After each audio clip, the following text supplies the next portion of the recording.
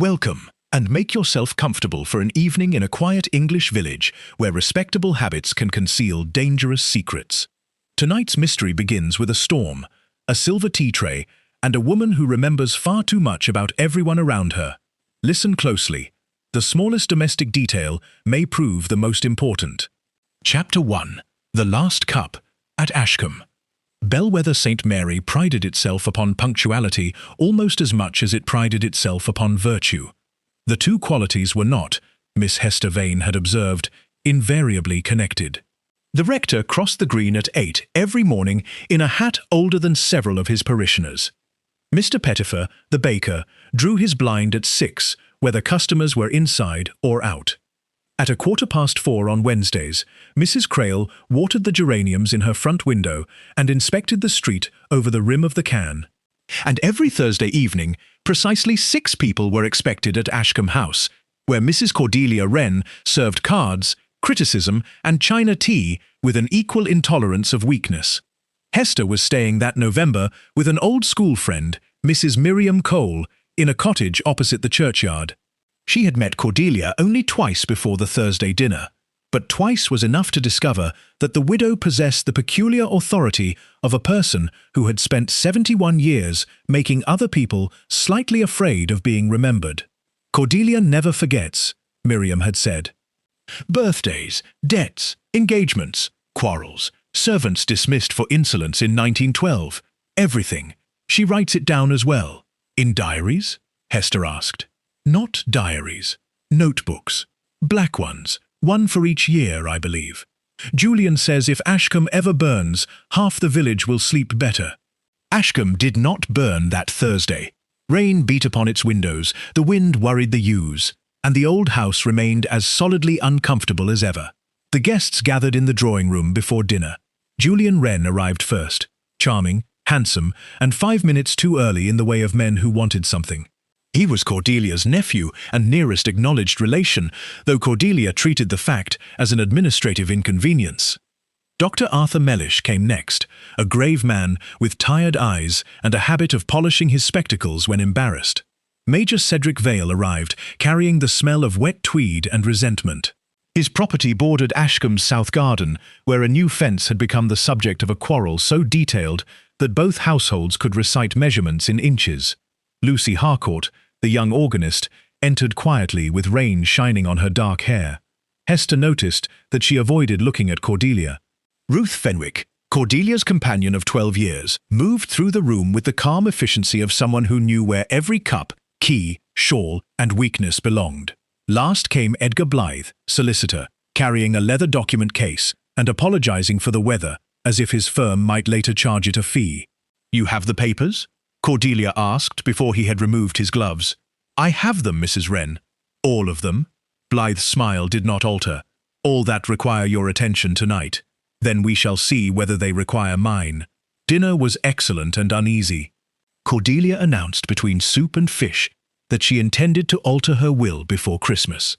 Julian's fork stopped for less than a second. Major Vale said, "One's testamentary arrangements are entirely private. Only until one dies," Cordelia replied. "Then everyone becomes passionately interested." Lucy looked down. Dr. Mellish said nothing. Edgar Blythe drank water. Later, in the drawing room, coffee and small warm scones were brought in.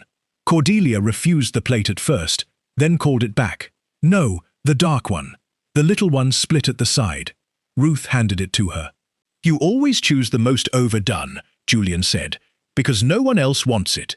Economy begins with knowing what other people leave behind." Cordelia wrapped the scone in a napkin and set it beside her. "I shall have it with my late tea." At 10 minutes to 11, Dr. Mellish reminded her to take her heart cordial. Ruth fetched the small brown bottle and a water glass. Cordelia took her usual measure, stirred it with a silver teaspoon, and pushed the glass away. Major Vale, reaching for his own tea, absent-mindedly picked up the same spoon. He made a face. "Good Lord, the milk tastes of cloves." "The milk does not," Ruth said. "Something does." "Cordelia's cordial," said Dr. Mellish. "It is rather strongly scented." Cordelia gave a thin smile.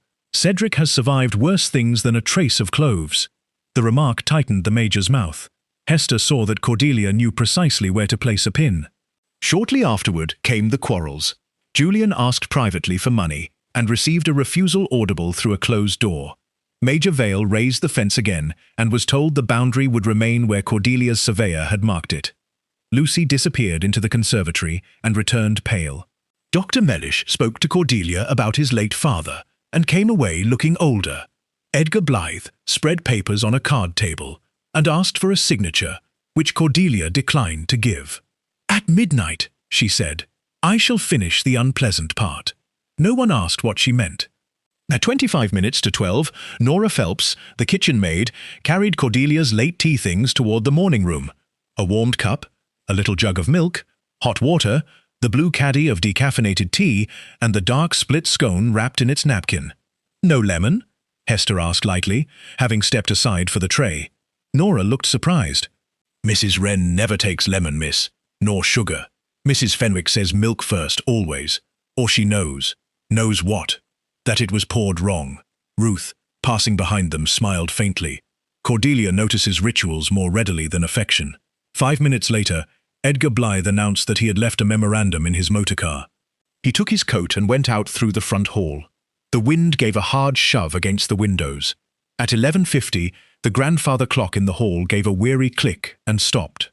Hester, who happened to be crossing toward the library, noticed the sudden stillness of its pendulum. Lucy, standing nearby, said, "Mr. Pritchard has done no better with the church clock. It is still 7 minutes fast." "Then Bellwether may reach tomorrow before the rest of Sussex," Hester said.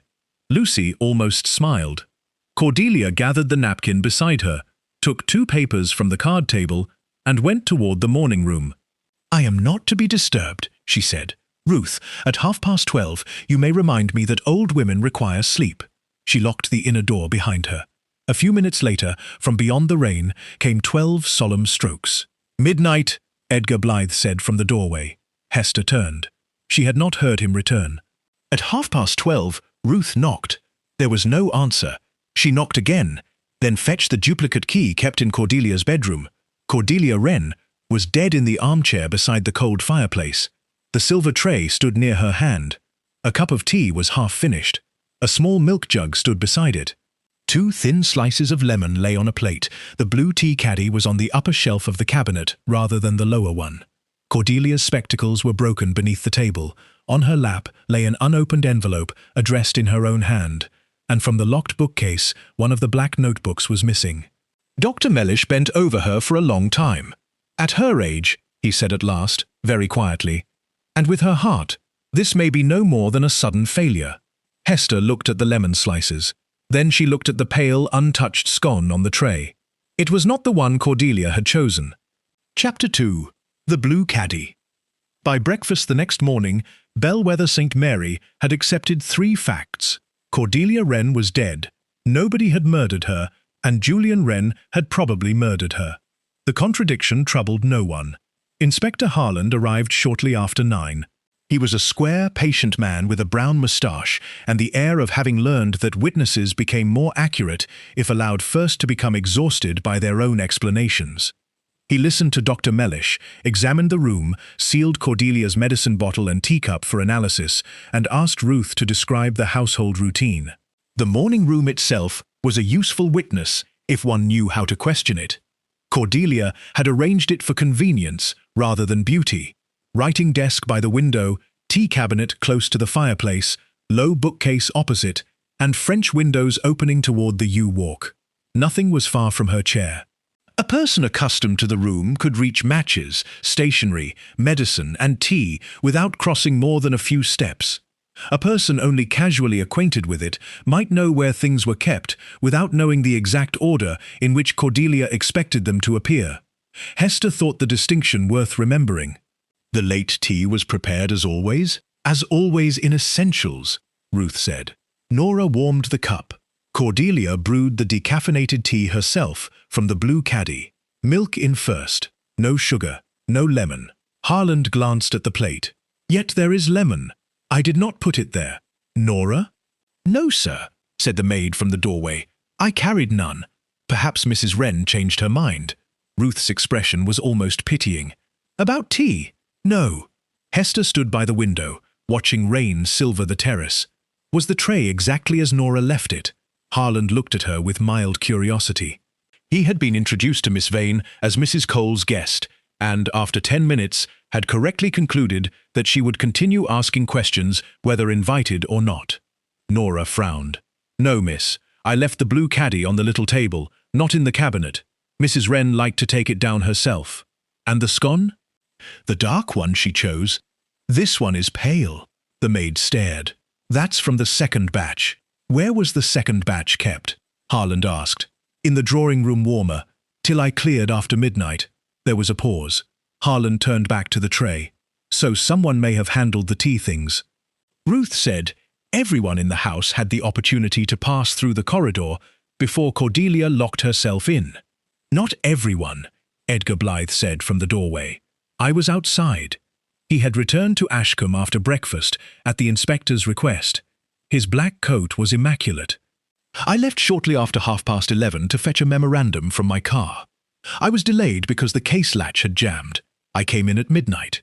"At midnight exactly?" Hester asked. "I heard the clock strike." "The hall clock?" "I assume so." He looked faintly annoyed by the distinction. Inspector Harland asked to see the documents Cordelia had refused to sign. Blythe opened his case and arranged them neatly on the table. "There is a page missing," he said after a moment.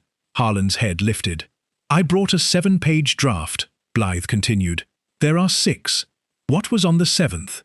"A schedule of proposed charitable bequests and administrative provisions. Nothing sensational." "Would Mrs. Wren have kept it?" "She may have." "Was it connected with her will?" "Indirectly." Blythe's answers had the polished incompleteness of legal furniture. Julian Wren was less controlled. He smoked 3 cigarettes while admitting that his aunt had refused him £5,000. "I needed the money, yes. I do not deny it." "For what?" Harland asked. "Investments, debts, temporary obligations, gambling." Julian's jaw tightened. "Some racing losses." "Did your aunt threaten to cut you out of her will?" "She threatened to do it every 6 months. It was practically seasonal." Hester noticed his shoes. They were dry brown brogues, carefully polished. "The garden was very muddy last night," she said. Julian looked at her. "So I am told. You did not go out?" "No." Ruth glanced at his shoes and then away. Major Vale's interview was noisier. He declared the fence matter preposterous, the boundary survey fraudulent, and Cordelia a woman of great force and negligible tact. He admitted they had argued, but denied threatening her. "Did you enter the morning room last night?" Harland asked. "No." "You know the room?" "I have been in it, naturally. Recently. Not for months." Edgar Blythe, who had remained to answer questions about the papers, interrupted. "The matches are in the left-hand drawer if you mean to light the lamp, Inspector. The switch is temperamental." Harland thanked him and pulled open the drawer. Hester looked at Blythe. He caught her eye. "Old houses are alike in their inconveniences." "Are they?" she said. Dr. Mellish's account was more troubling. Cordelia had suffered from an irregular heart for several years. Her cordial was prescribed in a small, regular quantity. "In excess," he admitted reluctantly. "It could be dangerous." "Would death look natural?" Harland asked. "At first glance, in a woman with her history, yes. But I have asked for a fuller examination." Who knew about the medicine? Ruth certainly. Julian perhaps. Anyone who had seen her take it. "Such as everyone in the drawing-room last night," Hester said. The inspector sighed. "Quite." He then examined the silver tray more carefully. Beside the milk jug was a faint circular mark in the polish, broader than the base of the jug now standing there. "A water stain. Fresh," Ruth said. "I polished the tray yesterday afternoon." Something had stood there and been removed. In the cabinet, the blue caddy rested on the upper shelf among coffee tins. Ruth took it down and replaced it below, beside a small china measuring scoop. "Cordelia was tall enough to reach either shelf," Harland said. "Yes," Ruth answered. "But she never kept it there." Hester picked up the pale scone with a folded napkin. It was untouched. The dark scone Cordelia had chosen was nowhere in the room. "Inspector," Hester said, "I do not think we should ask first what killed Mrs. Wren." Harland gave her a cautious look. "What should we ask?" "Who prepared the scene we found?" Before he could answer, Nora appeared with a small silver teaspoon on her palm. "I found this in the match drawer, sir." Ruth stared at it. "That is not where teaspoons are kept." Hester leaned closer without touching it. There was a faint, unmistakable smell of cloves. Chapter 3. 6 Respectable Lies. Inspector Harland called it, with admirable restraint, a development. Bellwether called it murder before luncheon. The doctor's preliminary laboratory report arrived that afternoon and strengthened the darker interpretation. Cordelia's body contained far more of her prescribed cardiac medicine than ordinary use could explain. The substance itself was not mysterious. The mystery was how so much had entered her without the bottle standing beside her. Harland locked the brown bottle in an evidence box. "Any one of them might have known what it was," he said. "Anyone might have seen her take it. We must look at motive and opportunity." Hester thought of the teaspoon in the match drawer and of Edgar Blythe's easy knowledge of where matches were kept. "Also habit," she said. Harland gave a dry smile. "You may take habit." "I shall keep motive and opportunity." The suspect supplied plenty. Julian's temporary obligations amounted to nearly £8,000, including money borrowed against property he did not yet own. Worse, a silver presentation cup belonging to the Wren family had disappeared from Ashcombe 3 months earlier. Julian finally admitted he had pawned it. "My aunt would have had me prosecuted merely for the moral effect." Did she know? She suspected. "Was it in one of the notebooks?" Hester asked. Julian's eyes flickered. "She wrote down everything." "Did you remove a notebook last night?" "No." He said it too quickly. Major Vale's secret was older. 27 years earlier, while serving abroad, he had resigned his commission after a supply account under his authority showed serious irregularities. The village version said, "disgrace." Harland obtained enough of the old record to learn that Vale had accepted responsibility for a junior officer's falsification rather than expose a man with a dying wife and children. Cordelia had somehow learned the truth and, according to Vale, had threatened to write to a regimental association because she detested false legends, especially flattering ones. "You feared she would expose you as innocent?" Hester asked. "I feared she would expose another man's family to an old shame which could do no good now." It was a motive to silence Cordelia, though not the one the village preferred. Dr. Mellish had his own family ghost. His father, Dr. Samuel Mellish, had attended Ashcombe 23 years earlier, during the illness of a young servant named Elsie Harcourt. The old doctor's papers contained an unsigned note referring to a confinement to be kept from parish knowledge and to a payment authorized by Cordelia Wren. Arthur Mellish had found the note after his father's death. "I burned nothing," he told Harland. "I hid it because I was ashamed." "Of your father? Of the possibility that he helped falsify a story about a young woman because wealthy people asked him to?" "You spoke to Mrs. Wren about it last night?" "Yes. She said she had been a coward, and that cowardice sometimes takes years to grow expensive." Lucy Harcourt's secret came next. She had been raised by her aunt, Mrs. May Harcourt, who told everyone that Lucy's parents had died when she was a baby. 3 weeks earlier, Cordelia had asked Lucy to Ashcombe alone and told her that this was not entirely true. "She said my mother had lived for years after I was born," Lucy told Hester in Miriam Cole's sitting room. Her face was pale but steady. "She would not tell me more then. She said there were papers to be checked." "And your engagement?" Lucy looked toward the rain-streaked window. "Philip and I had planned to marry in spring. I told him I could not do so until I knew who I was. He thought I was refusing him. His father advised him not to press me." "His father? Mr. Blythe?" That made Hester look up. "Edgar Blythe is Philip's father?" "Yes." Lucy gave a small, embarrassed laugh. "In Bellwether, everyone is related to a secret eventually." Ruth Fenwick's confession was the quietest. She had been a junior housemaid at Ashcombe 23 years ago, then Ruth Paris. Elsie Harcourt had been her closest friend. "Elsie was frightened," Ruth said. "She loved someone she ought not to have loved, which is not the same thing as doing wrong, though people often find it convenient to confuse them." "Who was the father?" Ruth's hands tightened in her lap. "I promised." "Elsie is dead?" "Yes, 8 years ago." "Did Mrs. Wren dismiss you because you knew?" "She dismissed me because I would not say Elsie had stolen money and run away. That was the story they wished the village to have. Yet Ruth had returned to Ashcombe 12 years later as Cordelia's companion. Why? Because my husband died and I needed work. And because Cordelia wrote to me, she said she had done one unforgivable thing and would prefer not to die having done two. Had you forgiven her? No, Ruth said, but forgiveness and service are not opposites. By evening, Hester had heard 5 lies, each told for a reason that was not murder. Julian lied about money. Vale lied about disgrace. Mellish concealed his father's part in an old deception. Lucy hid what Cordelia had told her. Ruth concealed her identity as the dismissed maid. Edgar Blythe's lie was less visible because it had the shape of good manners. He claimed he had almost never entered the morning room, but he knew where the matches were kept. He also maintained that the missing 7th page of his document was unimportant. Hester asked Harland whether he had found a copy at Blythe's office. Not yet. His clerk says the draft was typed yesterday and that Mr. Blythe took the only carbon set with him. No office copy? He says the 7th page was a loose schedule dictated later. Hester nodded. Convenient. Harland looked at her.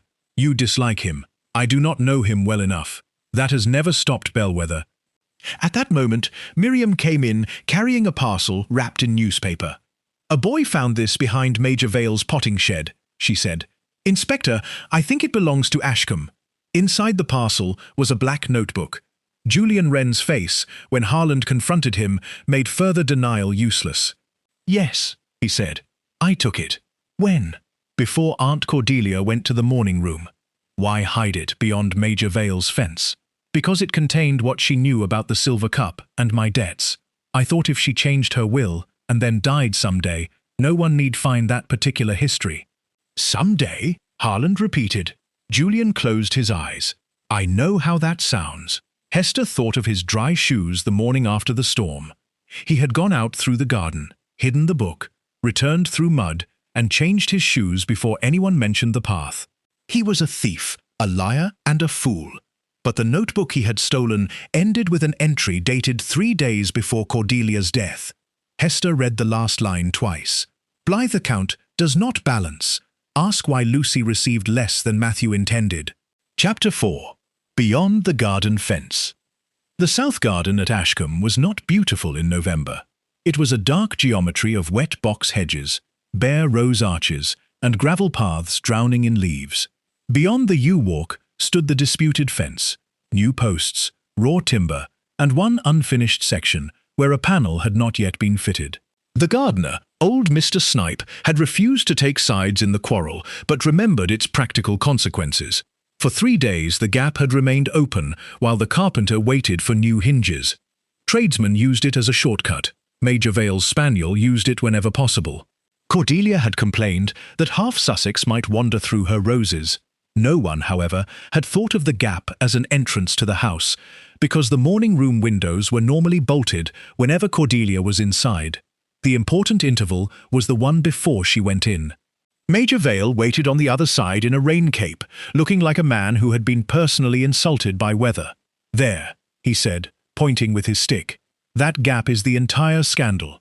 Her contractor moved the line 18 inches. 6, Ruth corrected. 18 by my survey. 6 by Mrs. Wren's. Hester walked to the opening. Through it, a person could pass from Vale's kitchen garden to Ashcombe's yew walk without using either front gate. From there, the morning room French windows were less than 30 yards away. Were those windows locked last Thursday? Harland asked. Cordelia locked them when she went in, Ruth said. She always did in bad weather. Before that, they were merely latched. So someone outside could have opened them earlier. Yes, Major Vale frowned. You mean someone used my garden to enter Ashcombe? Julian already did, Harland said. Vale looked almost pleased. Then at last the fence has proved useful. Julian's route was clear. He had taken the notebook from the library, while others argued, slipped through the conservatory door, crossed the muddy path, pushed through the unfinished fence, and hidden the book behind Vale's potting shed. He returned, changed his shoes in the boot room, and rejoined the party. I was back before Nora took the late tray along, he insisted. Nora confirmed it. That removed Julian from one narrow opportunity, but not from the murder entirely. He could still have tampered with the medicine earlier, and his inheritance motive remained excellent. Hester was less interested in Julian than in the French windows. The sill bore a faint scrape in the soft paint. Harland found no useful print. The ground below was trampled from the previous day's police movement, though a line of mud had dried on the inner edge of the carpet. Someone may have come through, he said. Or Cordelia herself may have opened them before locking them, Dr. Mellish said. In a storm? Ruth asked. People do unreasonable things. Usually for reasons, Hester said. They returned to the morning room. Hester asked Nora to reconstruct the tea tray exactly as she had prepared it. The maid did so with nervous care. Warmed cup on saucer, small milk jug placed near the front right, pot of hot water at the left rear, blue caddy separate on the side table, napkin containing the chosen dark scone, no lemon, no sugar, no spoon. Why no spoon? Harland asked. Mrs. Wren never stirred her tea, sir. Even with milk. Milk went in first. Tea stirred it by pouring. Mrs. Fenwick taught me the first week I came. Ruth nodded. If the milk was added afterward, Cordelia said it tasted thin. Hester looked at the reconstructed tray. And the hot water pot. Always there, she sometimes weakened the second cup. At the death scene, there had been no hot water pot. The faint broad ring on the polished tray suddenly had a likely explanation. Someone removed it, Harland said. Or replaced the whole arrangement, Hester replied. Nora pointed. The ring was where the hot water should have stood. Why would anyone remove harmless hot water? Mellish asked. Hester did not answer. She was looking at the space. If someone needed room to place another jug, or to work quickly at the tray, the hot water pot would be in the way. Later, unfamiliar with Cordelia's exact service, that person might not think to put it back. She asked about the second batch of scones. Nora had left them in a covered warmer on the drawing room sideboard until after midnight. Anyone returning through the hall could have taken one. What happened to the dark scone Mrs. Wren chose? No idea, miss. Perhaps she ate it before tea, Blythe suggested. Hester turned. Then why put another one on the tray? He shrugged. A servant's mistake. Nora says she did not make it. Then Mrs. Wren herself. After locking the door. For the first time, Blythe's expression hardened. Miss Vane, one can manufacture significance from any crumb if one is determined. Quite, Hester said pleasantly. That is why one must choose the right crumb. Later, Harland showed her the path from the front drive to Blythe's parked motorcar. It lay under gravel and was partly sheltered. A man could go there and return with scarcely any mud. But the south path from the fence was thick clay. Blythe's shoes were clean when he came back in, Harland said. Were they? Ruth remembers. Black shoes, polished. Did he wear overshoes? Harland checked with the footman, who had left early because his wife was ill. Yes. Blythe had arrived in black rubber overshoes and left them under the hall bench. When police examined them, the soles held dried pale clay, not gravel from the motor drive. The same pale clay lay beyond Major Vale's fence. Blythe said he had walked around the side of the house earlier in the evening to inspect the weather. Why? Harland asked. I was considering whether the road might flood. You went through Major Vale's garden? Certainly not. Hester noticed that he did not ask how they knew which clay came from where. That evening, Lucy Harcourt came to Miriam's cottage with a folded scrap of paper. I found this in my music case, she said. Mrs. Wren gave it to me last week and told me not to lose it. I had forgotten. It was a bank reference, old and faded, bearing the name Mary Gray. Ruth, when shown it, went white. That was Elsie's name after she left Bellwether, she said. Harland looked up sharply. Then we have found the other side of the old account. Hester studied the paper. No, she said. I think we have found the reason someone was afraid Cordelia would go on asking questions. Chapter 5. The Name in the Old Account. The story of Elsie Harcourt emerged not as a confession, but as a collection of reluctant truths. 23 years earlier, Elsie had worked at Ashcombe as a parlour maid. She was 19, clever, and according to Ruth, too proud to be cautious. She fell in love with Matthew Wren, Cordelia's younger brother, who had returned from university full of modern opinions and old privileges. They meant to marry, Ruth said. At least Elsie believed they did. Matthew was killed in a riding accident before the marriage could be announced. By then, Elsie was carrying his child. Cordelia, faced with scandal, chose reputation over kindness. Dr. Samuel Mellish arranged for Elsie to stay quietly with a widow outside the village until the child was born. Cordelia's solicitor at the time, Edgar Blythe's father, set up a private account under the name Mary Gray. Money from Matthew's estate was to support Elsie and the child. Lucy was that child. Mrs. May Harcourt, Elsie's older sister, raised her. Elsie, unable to face bellwether, worked elsewhere and wrote rarely. The village was told she had stolen housekeeping money and disappeared. "Did she steal anything?" Harland asked. "Not a penny," Ruth said. Cordelia's cruelty had not ended there. Ruth, who refused to support the theft story, was dismissed for insolence. The lie settled into village memory because respectable people repeated it long enough. Years later, Cordelia repented, but not publicly. She brought Ruth back. She sent money to Elsie. She kept track of Lucy from a distance. "And now," Hester said, "she meant to put the injustice right." Ruth nodded. "She meant to acknowledge Lucy as Matthew's daughter in a written family declaration and leave her a substantial part of Ashcombe." Julian laughed bitterly when he learned it. "So there goes the motive everyone wanted for me. Aunt Cordelia was about to give away half my inheritance." "Which increases it," Harland said. Julian stopped laughing. The old bank account was more important. Records showed that money had been deposited regularly for years. After Edgar Blythe's father died, administration passed to Edgar's firm. Payments to Elsie under the name Mary Gray continued for a time, then became smaller. After Elsie's death 8 years ago, the remaining balance should have been held for Lucy. It had not been. The discrepancy was not a single missing payment that could be blamed upon an old ledger. It formed a pattern.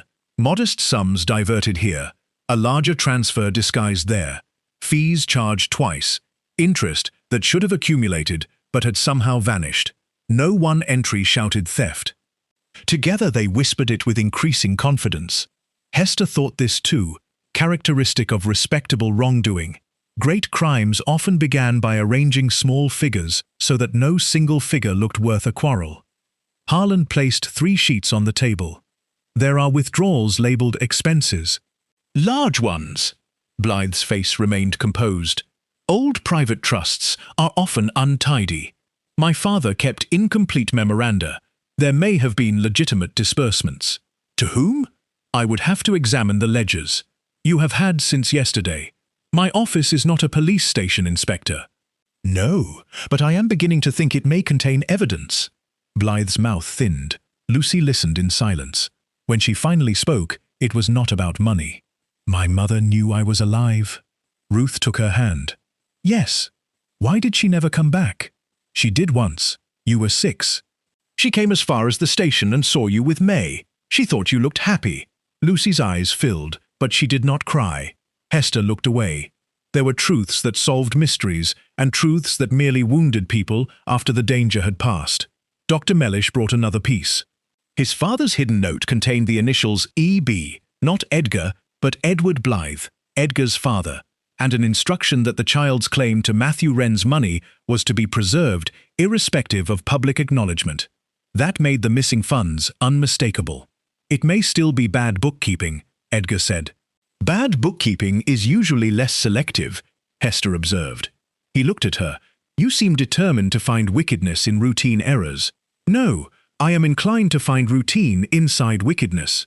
The missing 7th page of Cordelia's papers then acquired new importance. Blythe's clerk, questioned again, remembered typing a heading, Transfer of Private Account Administration. Cordelia had evidently planned to move the Harcourt money to another solicitor and request an independent audit. The page was still missing. So was the dark scone. So was the hot water pot from the death tray. The teaspoon had been found, but not where it belonged. Hester asked Ruth to describe the moments before Nora carried the tray. Cordelia was speaking with Lucy near the fire. Mr. Blythe was at the card table. Julian had come back from somewhere. Major Vale was arguing with Dr. Mellish. I helped Nora wrap the scone. Who saw Nora take the tray down the corridor? Mrs. Cole. You and Mr. Blythe, I think. I saw her, Hester said. Mr. Blythe was by the hall. Then he went out for his memorandum. What time? Ruth hesitated. A little after 11:30. Before or after Nora took the tray? After. I think. Harland checked statements. Nora said 11:35. Blythe said he left at 11:32. Mrs. Cole thought he left at 11:40. Julian remembered only that the church clock had not yet struck. The clock, Hester murmured. Harland groaned softly. Not another one. The hall clock stopped at 11:50. So, you said, and Lucy said the church clock was 7 minutes fast. Harland looked at her. At 11:53, Hester continued, the church struck 12. Mr. Blythe returned at once and called it midnight. Everyone accepted his word, because the sound matched the expectation. By morning, several witnesses had begun saying they heard the hall clock strike 12, but it did not. No, meaning our times around midnight are 7 minutes wrong. Some of them. More importantly, it tells us how easily a confident person can lend a time to everyone else's memory. Harland leaned back. 7 minutes is not much. No, unless a man says he was outside during exactly the 7 minutes when a tray could have been altered. They checked Blythe's account again. He claimed he had left at 11:39 and returned after midnight, placing himself outside during Cordelia's move to the morning room. If after midnight meant after the church chime, he could have returned at 11:54, and if he had not gone to the motor at all, the fence route could have placed him at the morning room windows before that. Harland tapped the old bank record. Motive, perhaps. Opportunity, perhaps. But we still need the act. Hester thought of milk poured first, a spoon smelling of cloves, and a tray that had been made wrong in 4 different ways. The act, she said, is on the tea table. We have simply been looking at it as though it belonged to Cordelia. Chapter 6. The Teaspoon. Hester asked Ruth to make tea. They sat in the morning room at 4 in the afternoon. Hester, Harland, Ruth, and Dr. Mellish. Rain had finally ceased, and weak sunlight lay across the carpet where Cordelia had died. Ruth moved without thinking. She warmed Hester's cup, placed milk in it first because Hester had asked to be served as Mrs. Wren would have been, then poured tea. The pale liquid turned evenly brown at once. No spoon, Hester said. No need. And Cordelia never stirred. Never. Dr. Mellish looked toward the evidence packet holding the silver teaspoon. Yet someone used one. Yes. The laboratory had found traces of Cordelia's heart cordial on it. Not the ordinary faint trace expected from the dose she had taken in the drawing room, but enough to show that the spoon had later been used again with the medicine. Harland said, the obvious inference is that someone measured the medicine with it. We need not reconstruct the precise quantity, Hester said. Only that the spoon was used, the medicine was moved, and the spoon was hidden where no servant would put it. In the match drawer, Ruth said. Hester nodded. A hurried hiding place chosen by someone who knew the drawer existed. Blythe knew, Harland said. He told me where the matches were. So did I, Ruth replied. So did Julian, probably. Major Vale might as well. Which is why it is a clue, not a verdict. Hester asked about the late milk jug. Nora had filled it from a larger kitchen jug at 11:30. The kitchen milk had been tested and was harmless. The small jug found beside Cordelia was also harmless. Harland frowned. Then the medicine was not in the milk. Not in the milk we found, Hester said. She pointed to the broad, damp ring where the hot water pot should have stood. What if the original arrangement contained 2 vessels, hot water and Cordelia's milk? Someone removed the hot water pot to make room while altering the milk. Later that person took away the milk vessel actually used and substituted a clean one. In restoring the tray from memory, he forgot the hot water pot entirely. After Cordelia died, Mellish asked. No. Before she entered. The room was locked afterward. Ruth shook her head. But if he took away the milk before she entered, she could not drink it. Not before. Consider the sequence. Nora set the tray inside the morning room, while Cordelia was still in the drawing room. The French windows were only latched. Someone entered from the garden, used the teaspoon and the medicine, altered the small milk jug, displaced the hot water pot, and left. Cordelia then entered, locked both doors, and made her tea. Harland's eyes narrowed. The milk jug found later could have been substituted by that same person before Cordelia entered. If the altered milk was not in the jug at all but in the cup. Ruth stared. Hester continued. The cup was warmed and empty when Nora left it. Cordelia's habit was milk first. Someone knowing that habit could put the dangerous medicine into the warmed cup. Cordelia would add milk first, then pour tea over it, mixing everything without a spoon. The milk jug itself would remain innocent. Dr. Mellish considered. That would fit the absence of residue from the jug. And with a strong tea, the cordial's taste might be less obvious. Hester raised a hand. We need not go further into chemistry. The essential point is domestic. The cup mattered because of the order in which Cordelia made tea. And the clove scent? Harland asked. From the cordial. The teaspoon was used with it. Major Vale's complaint earlier taught us the scent. He blamed the milk because he had used the spoon after Cordelia's ordinary dose. Ruth gave a sudden exclamation. Of course, I saw him take the spoon. I told him the milk was not at fault. Exactly. Harland paced once across the room. Then why the lemon? A person unfamiliar with Cordelia's late tray imagined that lemon made it look complete, or wished to suggest she might have chosen lemon instead of milk. Either way, it is not Cordelia's doing. The wrong scone? Hester smiled faintly. The same hand. Nora left the dark split scone Cordelia had deliberately chosen. When the tray was disturbed, it was lost or dropped. A replacement was taken from the drawing room warmer. The person thought a scone was a scone, but Cordelia did not. No. The caddy on the wrong shelf? Again, the hand of someone who knew the room well enough to find things, but not well enough to know the household's exact order. Ruth sat very still. Edgar Blythe. Harland did not answer. Hester said, Perhaps, but we still need to distinguish knowledge from guilt. Mr. Blythe had been in this room before. His denial proves concealment, not murder. There was one more domestic detail. Hester asked Ruth what Cordelia did with the blue caddy after brewing. Put it on the lower shelf herself. Always? Always. She disliked Nora touching it because Nora once mixed the decaffeinated leaves with Assam. Then if Cordelia brewed her own tea that night, she would have put the caddy on the lower shelf after using it. Everyone looked toward the upper shelf. Harland said slowly, meaning the caddy was put away before Cordelia entered. Yes. Then Cordelia did not brew from it. Not necessarily. She could have taken it down and returned it wrongly, but that contradicts years of habit. More likely the tea in her cup had already been brewed when she entered. Ruth's face changed. But Nora left only hot water and the caddy. No teapot. Hester looked at the tray, which means the person who altered the scene did more than poison a cup.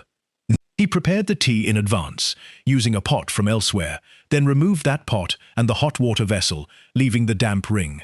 Cordelia entered, saw tea ready, assumed Ruth or Nora had done it for her because she was tired, added milk first as usual, and drank. Would she not have complained? Harland asked.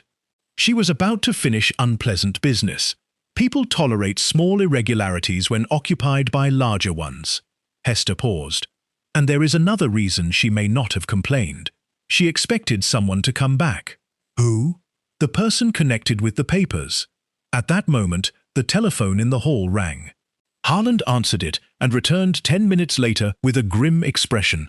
Blythe's office safe had been searched under warrant. The missing 7th page had been found, torn in half but legible.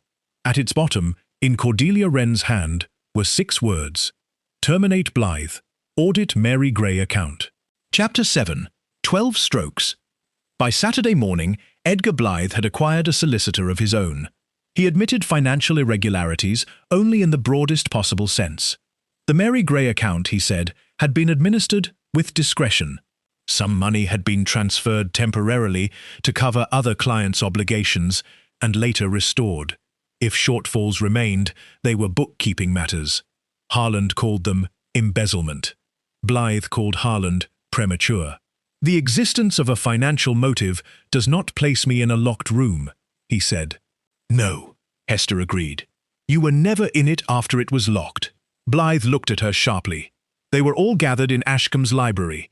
Julian, Ruth, Lucy, Major Vale, Dr. Mellish, Blythe, Harland, Hester, and Miriam. The village outside had already decided the meeting was either an arrest or a séance. Harland had asked Hester to explain the time problem. Before she began, he read aloud the witnesses' statements. Major Vale remembered the 12 strokes while searching for his scarf. Julian remembered them while pouring brandy. Ruth thought she was in the passage. Miriam believed she had just sat down. Edgar said he was coming through the front door. None of these recollections agreed about the minute before the striking. They agreed only on the label afterward. Midnight. Hester had seen this often. People remembered an event, then borrowed its time from someone more certain than themselves.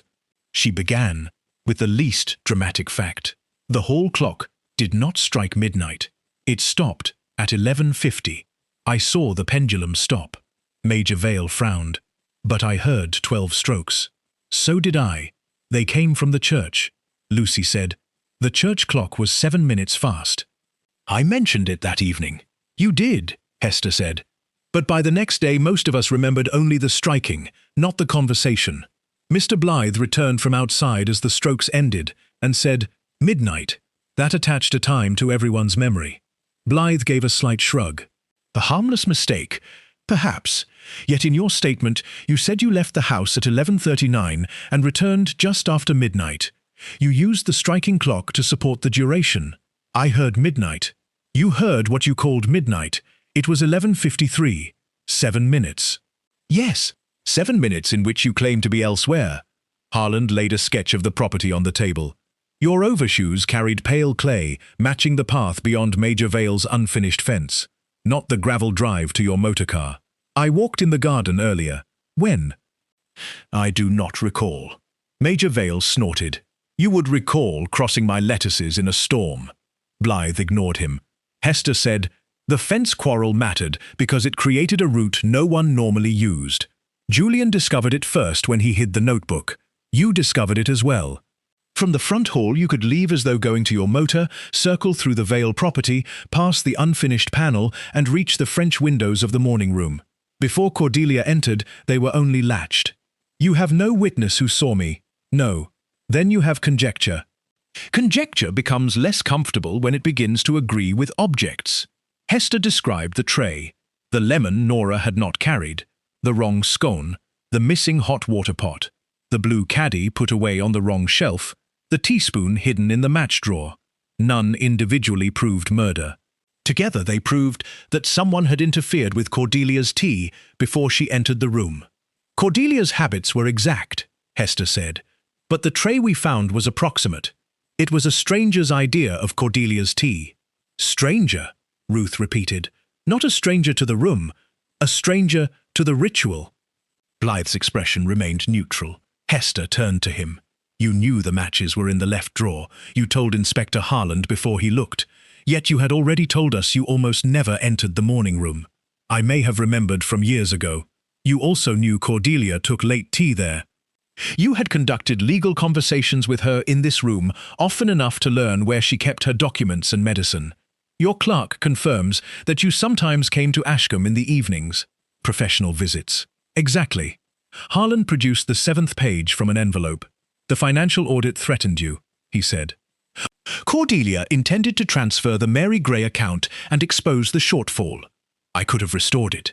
Could you? Blythe said nothing. Julian suddenly leaned forward. How much is missing? Enough, Harland said, to ruin a solicitor who has also borrowed against client funds. Blythe's face changed then. Not much, but enough. Respectability did not vanish. It tightened. Hester continued. You assumed Cordelia's death would be accepted as natural because of her age and known heart condition. Dr. Mellish nearly did so. You used her own prescribed medicine, making the first explanation seem reasonable. But you underestimated 2 things. My criminal stupidity, presumably. No, domestic memory, and your own impatience. Blythe gave a faint laugh. You hurried the tray. You put lemon beside a woman who never took it. You replaced the scone she had deliberately chosen with one from the wrong batch. You put the blue caddy away on the wrong shelf. You used a spoon in a service that required no spoon, then hid it in a drawer you should not have known, and when the church clock struck early, you supplied the word midnight before anyone else did. Still no proof I touched the medicine. The spoon bears traces of it. So had the spoon earlier, when Mrs. Wren took her ordinary dose. Dr. Mellish shook his head. The laboratory found a much stronger deposit beneath the bowl and along the handle joint, consistent with later contact, not merely the earlier stirring. Blythe turned on him. You cannot possibly say when. Not the minute, but after the spoon had been wiped. Ruth wiped it when Major Vale complained. Ruth nodded. I did. I took it from him, wiped it with the tea-cloth, and laid it on the silver tray by the card table. The room went quiet. Hester said, That is the forgotten conversation's companion, the forgotten action. The spoon was clean after Major Vale's complaint, yet when found in the match drawer, it carried the cordial again. Someone used it a second time. Blythe's solicitor, a thin man from Lewes, said, This is circumstantial. Most truth is, Hester replied, until one finds the part that cannot be explained away. Harland looked at her. And have you? Hester glanced toward the unopened envelope still held as evidence. Yes, she said, but it is not inside that envelope. Chapter 8. The Empty Envelope. The envelope disappointed everyone. For 2 days it had exercised an absurd power over the household. Julian imagined a codicil inside it. Lucy feared a confession. Ruth wondered whether Cordelia had finally written Elsie's name. Even Harland had treated it as a possible container for the motive.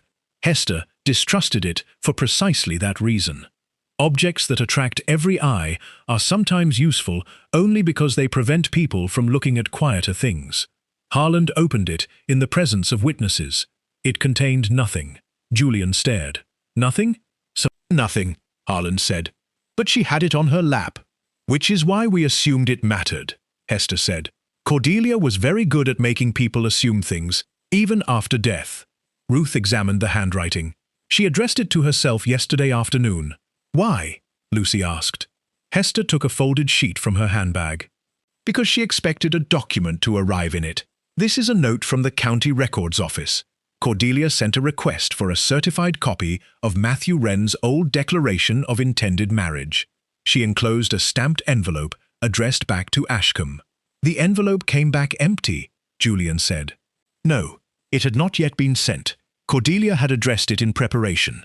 It was on her desk because she intended to enclose payment and post the request the next morning. So it had nothing to do with her death. Directly, no. The most dramatic object in the room had been the least significant to the murder. But it mattered to Cordelia's plan, Hester added. She was gathering proof for Lucy. That is why it lay beside the papers she meant to finish.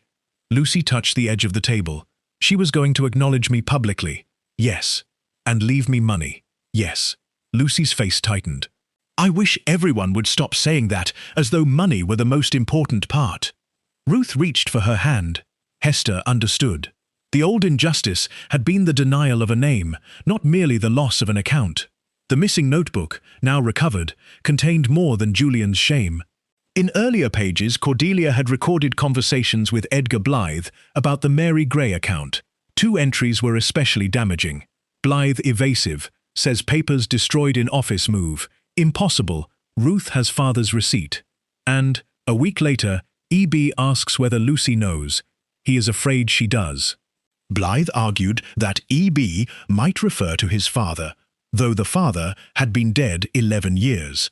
That argument lasted less than a minute. Harland then produced a small fact gathered from the servants. The missing hot water pot had been found in a shrub outside the morning room windows, half filled with rainwater. It had been thrown there before the worst of the storm passed. Why discard it? Julian asked. Hester answered. Because it took up room on the tray while the person worked, and because he wanted the tray to appear as though Cordelia had prepared only 1 cup and then died. He removed it and forgot it. And the dark scone, found under the yew hedge, crumbled into the wet grass. Harland had discovered it that morning, near the French window path. Blythe's solicitor objected that any bird, servant, or child could have carried it. Quite, Hester said. But birds do not usually wrap scones in linen napkins bearing the Ashcombe monogram. Even Major Vale smiled. The napkin was muddy, and the crumbs matched the dark batch Nora had baked. Someone who disturbed the tray had dropped Cordelia's chosen scone outside, then replaced it with another from the drawing-room warmer on returning through the house. That narrowed the sequence. The person entered from the garden after Nora set the tray, altered the tea arrangement, left by the same route, came back openly through the front hall as the fast church clock struck 12, and later relied on the group's mistaken time memory. Only one guest's stated movements fit that pattern exactly. Edgar Blythe still did not confess. He asked for tea. Ruth made it. Hester watched her pour his cup. Tea first, milk afterward. Then she looked at Cordelia's empty chair. "There is something almost comic about habits," she said. "We think they make us predictable and therefore vulnerable. Sometimes they protect the truth after we are gone." Blythe lifted his cup. "Is that another accusation?" "An observation. You knew Cordelia used the blue caddy. You knew she took milk. You knew she had a heart medicine. But you did not know all the details. You did not know that the scone mattered. You did not know the caddy shelf mattered. You did not know there should be hot water. You did not know there should be no lemon and no spoon.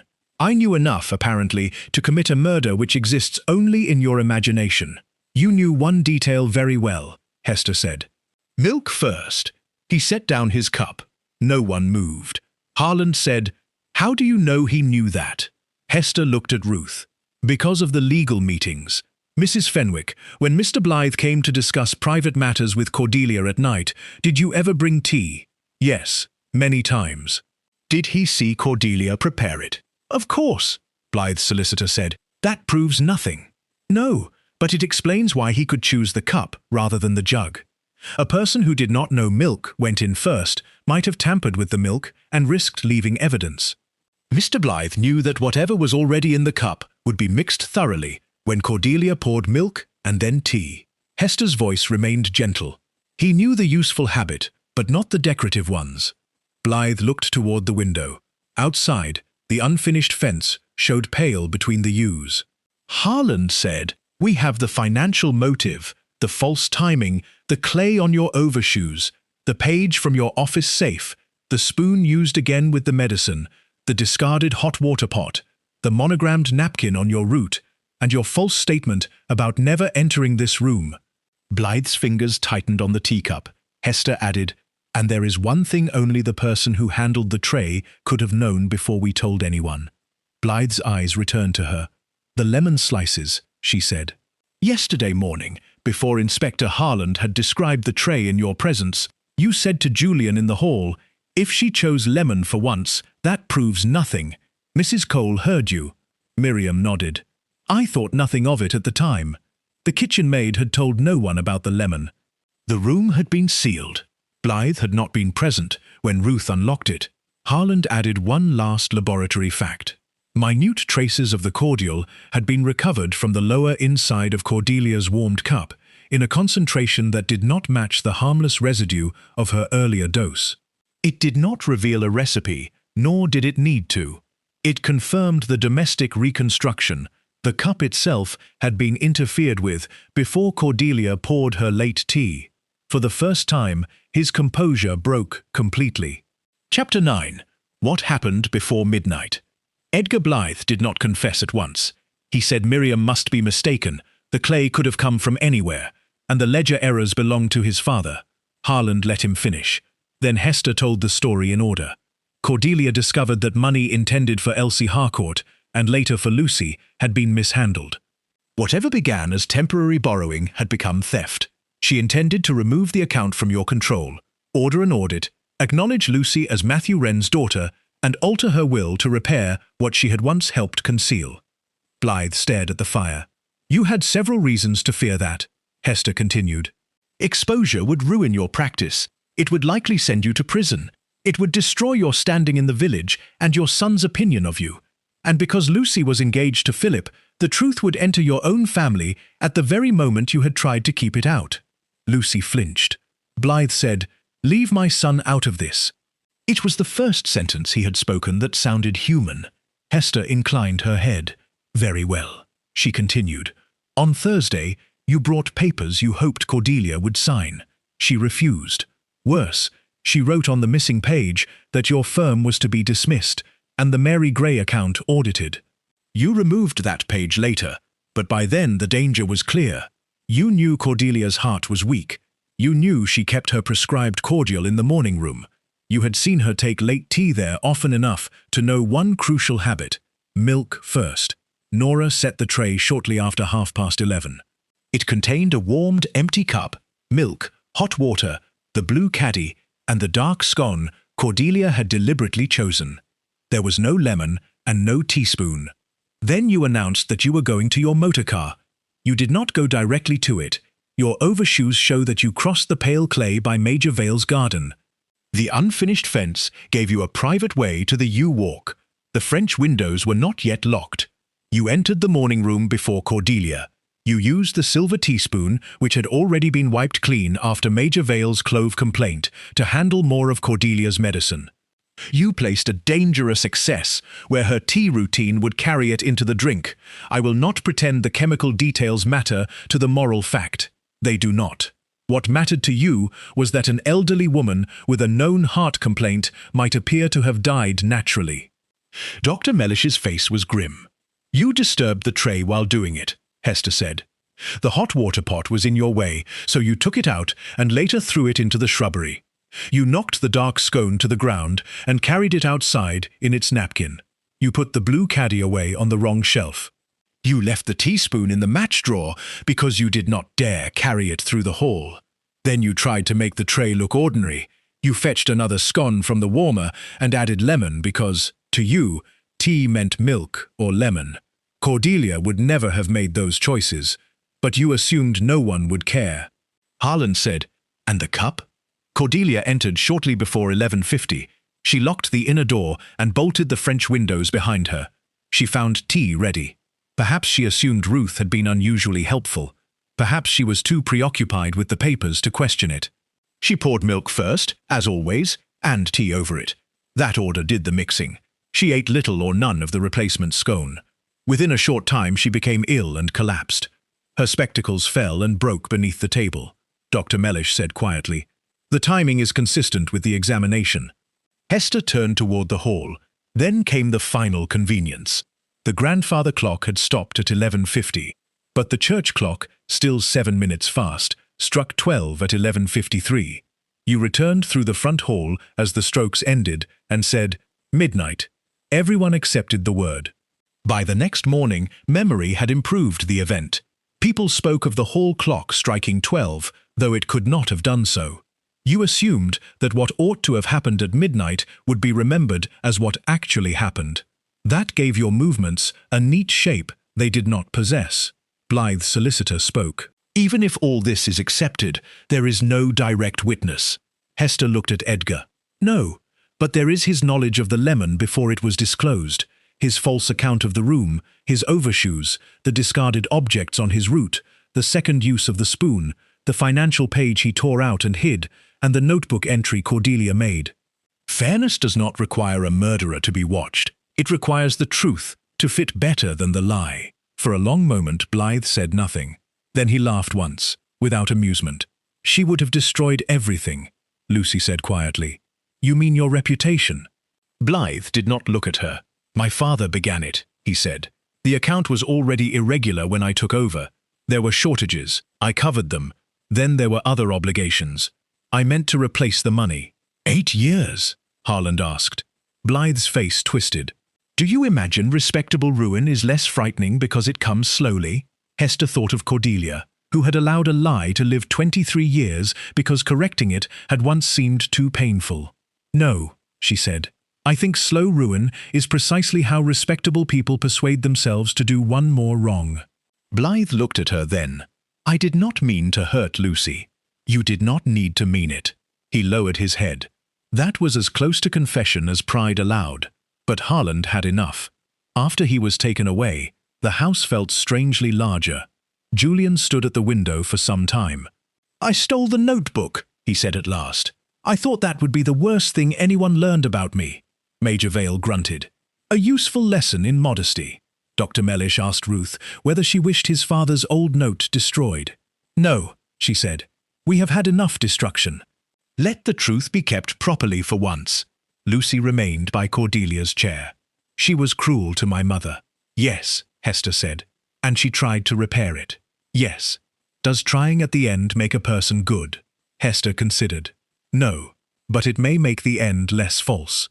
Cordelia's final will had not been signed, but her earlier testament left Ashcombe chiefly to Julian.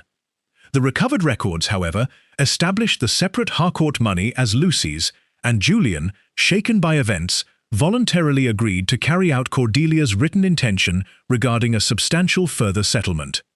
Whether generosity, guilt, or fear of Hester Vane's opinion moved him was never decided. Major Vale withdrew his fence complaint if the new panel was placed midway between the rival surveys, a compromise Ruth called Bellwether's first sensible one in years. Dr. Mellish gave Lucy every surviving paper concerning her mother. Philip Blythe wrote twice. Lucy wisely delayed her answer. On the following Thursday, Miriam Cole made tea at her cottage. She put milk in Hester's cup first. "You have converted me," she said. "Not at all. I merely dislike thin tea." Miriam passed the scones. Hester examined them with exaggerated care and chose the darkest one, split at the side. Miriam laughed. "Surely you are not becoming superstitious." "No," Hester said, "but I have always thought it wise to notice what other people leave behind." Outside, the church clock struck 5. This time, it was correct. Thank you for watching and for joining this mystery through every quiet clue in Bellwether St. Mary. If you enjoyed the investigation, please like the video and subscribe for more classic village mysteries, hidden motives, and carefully planted clues. Until the next case, keep listening closely. Ordinary habits often reveal the most extraordinary truths.